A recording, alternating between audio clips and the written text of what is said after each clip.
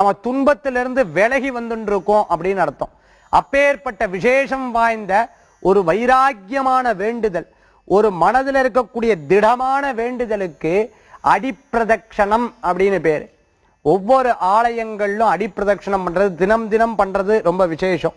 முடியாதவா வெள்ளிக்கிழமை அம்பாளை நோக்கி அடிப்பிரதட்சணம் எடுத்து வைப்பது, அம்பாளை நோக்கி அம்பாள் கோயில அடிப்பிரதட்சணம் சுத்தி வர்றது, ஏதேனும் மனசுல இருக்கக்கூடிய விஷயங்களை வேண்டிண்டு நியாயமான கோரிக்கைக்காக அடிப்பிரதட்சணம் எடுத்து வச்சு நம்ம வேண்டிண்டோம் அப்படின்னு சொன்னா ஒரு 27 வாரம், 11 வாரங்கள், 90 வாரங்கள், 48 வாரங்கள் இப்படி மனசுல நோக்கி அடிப்பிரதட்சணம் எடுத்து வச்சோம் அப்படின்னு சொன்னா நிச்சயமா அந்த காரியங்கள் வெற்றி கொள்ள முடியும்.